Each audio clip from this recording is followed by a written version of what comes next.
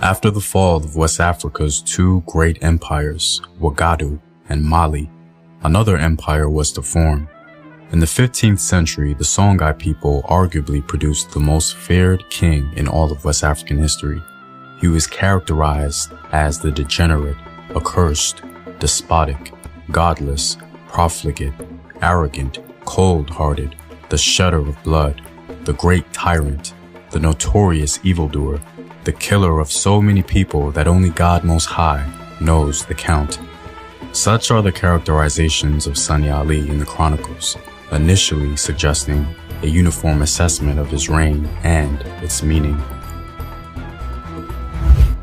The fame of Sunny Ali spread beyond the limits of the Middle Niger.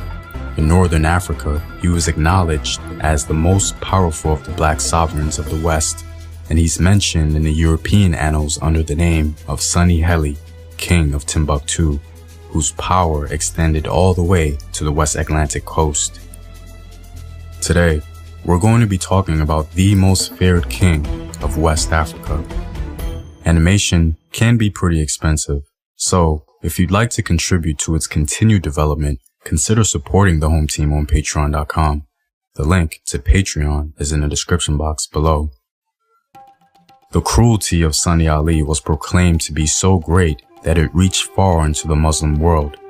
One Egyptian source calls him a sort of Tamerlane who destroyed worshippers of God and cities. We know him today as Sunny Ali, but the people knew him by many different names. Sunny Arubur, the Chi Ali, or Dali. Regardless, all who feared him knew he was great, as all his titles translated to either great or greatness. Dali, as his soldiers called him, meaning the very great, is what we will refer to him as. He was the founder and ruler of the Songhai Empire in 15th century West Africa. After he laid the foundation, it went on to become the largest empire in West African history. The tyrant, the debauched, the cursed, the oppressor, the Chi Ali, last of the dynasty, was always victorious and destroyed all the countries that he chose. None of his armies in his presence were defeated, always the conqueror, never the defeated. Though he was characterized as a great evil in the West African chronicles of the Tariq al-Fatash and the Tariq es-Sudan, the most salient, ubiquitous, and agreeable description of him was his immense power and imperial greatness.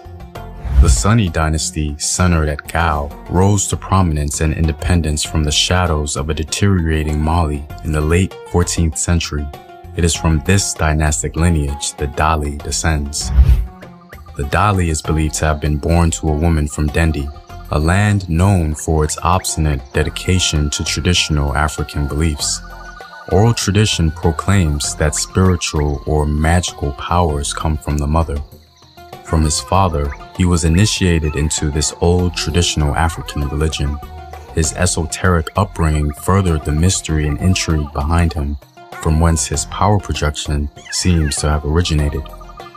In this way, he synthesized and internalized within himself the experience of the women magicians of Kukia, the scholars of the Pharaoh country, as well as the masters of the science of black magic. Tradition thus says that he received the master word Jindazi, that is the first formula that made powerful divinities with all temperaments his obedient servants. As we can see from the very beginning, this king is labeled as a powerful other, especially in relation to the growing Islamized West African region. From the perspective of Muslim scholars, the Dali embodied the traditional African threat. The declining Mali Empire left a power gap in West Africa. The Middle Niger was extremely important, and this time it represented in ways exceeding as it had before state power. Control over this region was a crucial function to imperial success and sustainability. Having dominion gave the ruler immediate access to international commerce and the Islamic world. The Dali knew this and in order to control the Middle Niger, he had to conquer its most powerful cities, Timbuktu and Jenne. His principal adversaries in accomplishing this task were the Tuareg in the north and the Maasai in the south. Dali was a great administrator backed by a strong cavalry, and with an organized fleet of ships to control the Niger, his entire reign was focused on campaigns of war and expansion. Like the great leaders before him, he positioned himself at the head of his cavalry, which certainly expanded the powerful aura around him. The Dali's first campaign, ironically, was against his own. Some suggest that he was not next in line to the throne, thus, he had to fight for it. The sources tell us that after his father died, the Songhai prince rose up against the Songhai, fighting them until he overcame them and gained dominion over them as his father and other sultans of Songhai had done before him.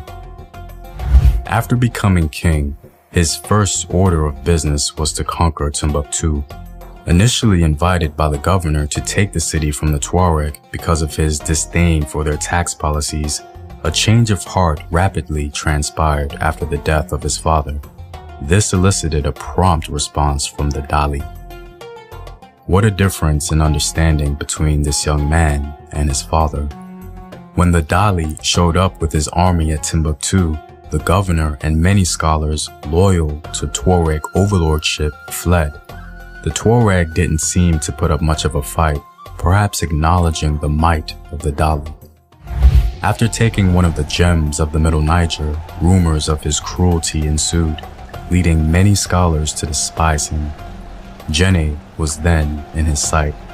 The sources tell different accounts about how long the Dali's siege of Jenne was, but the most reasonable time frame seems to be about 6 months.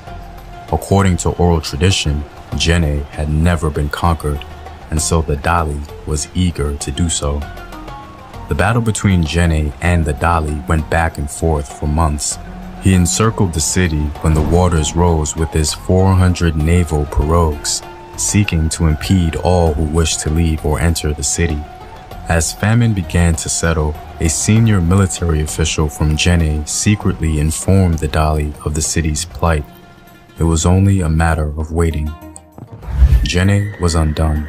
Finally, a young boy came out to meet the Songhai. To their shock, the Dali then remarked, "Have we been fighting a boy all this time?" They were soon informed that the young sultan's father had died during the siege, and he succeeded him. The Dali sat with the young man on a rug, gladly accepting Jenne's surrender.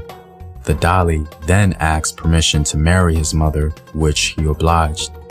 Because of this event, it later became customary for the Sultan of Songhai to sit together with the Sultan of Jenne on a single rug. The Dali would go on to consolidate his power with brief excursions in Bambara country, fights with the Fulani, and a northern tour of sorts. These battles took their toll, but his many campaigns were not fruitless, hinting at his acquisition of conscripted soldiers, bolstering Songhai military might. He replenished his forces in Lulu and placed the army under his commander. Afumba, in all likelihood, went on to conquer Kebbi in Hausaland, but the Dali himself focused on the Maasai. If he was to reign supreme in the Middle Niger, he had to rid himself of the Maasai threat. With his revitalized army, he invaded the Maasai capital, destroyed the royal residence, and mercilessly killed all of the residents. Remarkably, the Maasai king still managed to sack Walata. The Dali, watching closely, 3 years later, finally met the Maasai king head-on and put him to flight, with the Dali pursuing his defeated foe all the way into Maasai territory.